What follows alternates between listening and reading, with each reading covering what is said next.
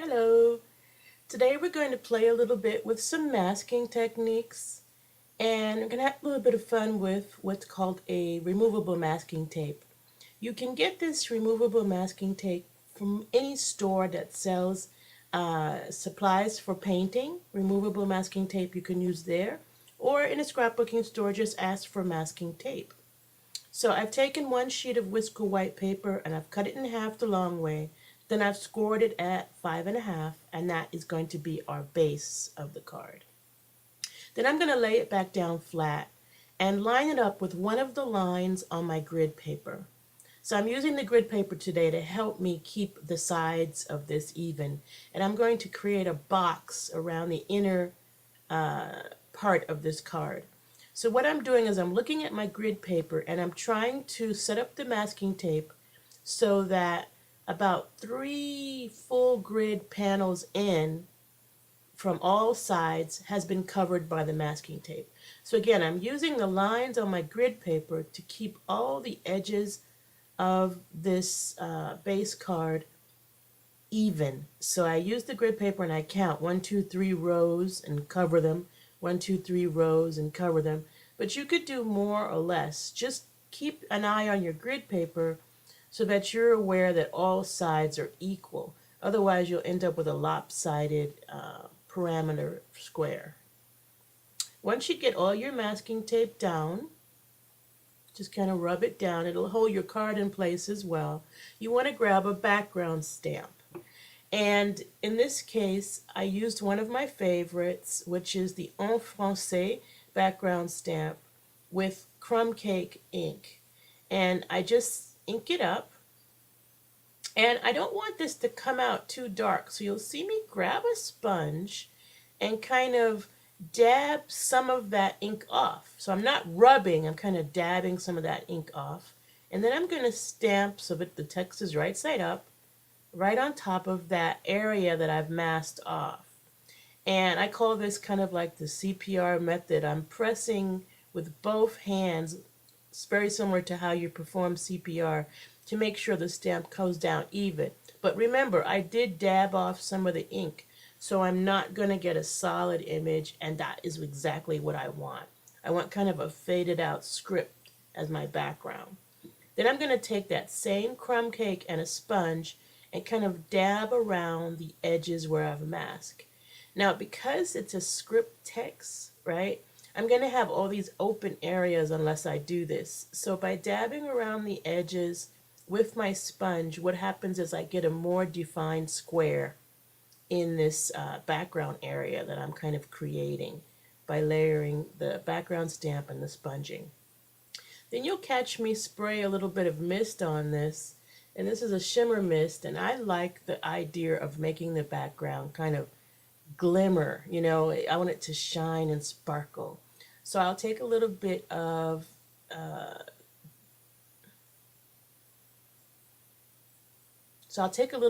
mist that's been, sparkled up and spray it right on that area. Now, once you do this, you do have to wait a minute and kind of give it a chance to dry. But that is the last step. Now, depending on how much you sponge, you'll get more or less of a watercolor effect because that mist is damp. I've opened up some chocolate chip ink, and now I'm just kind of giving it a chance to dry. I can totally remove the mask once it's dry. So when you remove the mask, you'll see that we'll end up with a nicely defined background pane that we're going to stamp on. And because we're going to stamp on it, we do kind of want it to dry out. So I'm going to use chocolate chip ink with the lovely stamp set called Fabulous Florets. It's one of my favorites. You've seen me use it a couple of times. When you're stamping this stamp, though, ink it up really well. Keep looking at the rubber to make sure it looks well inked, because it will kind of sometimes be, especially with the clear stamp, sometimes it'll be a little bit of a problem getting a solid color with the classic ink. You try a StazOn ink or another type of pigment ink and you might get a little better effect. Craft ink will do this really dark too.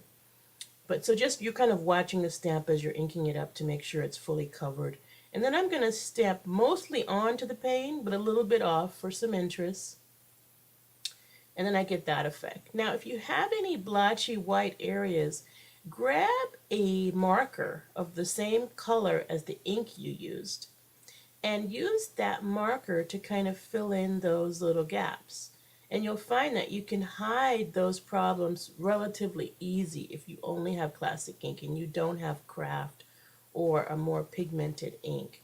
What I'll do sometimes to make sure that blends in well is, again, I'll hit it with something wet again, like a shimmer mist or something, so that the marker pen is now going to slightly blur, and that'll prevent it from looking like it was markered. It also gives it a nice little shimmer. So now I've got that flower on that nice background. I'm going to use that same chocolate chip ink, and I'm going to take the sentiment from the same stamp set, and I think it says "The Earth Laughs in Flowers." And I'm going to use my new grid sticker on my clear mount to line that up nicely, and I'm going to stamp it down. Now you're going to see I'm going to make a mistake here, and the mistake is that this particular stamp, if I press too hard on the ink pad, will sometimes get an edge on the top.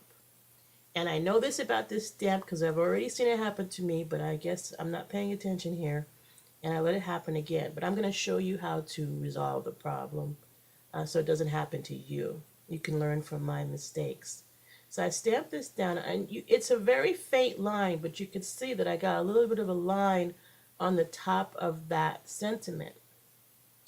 All you do to prevent that is just take a wipey, even a tissue, and wipe the edges of the rubber stamp. So let me do it again for you so you can see the right way to do this. You just stamp it really well, even pressing hard on the ink pad, don't worry. Take your Huggies or your wipey and just wipe the top edge and possibly the bottom edge, and then stamp. And if you do it that way, you won't get any of those lines. So FYI, but I am not offended by this line at the top. It actually kind of blends right into that French text without an issue.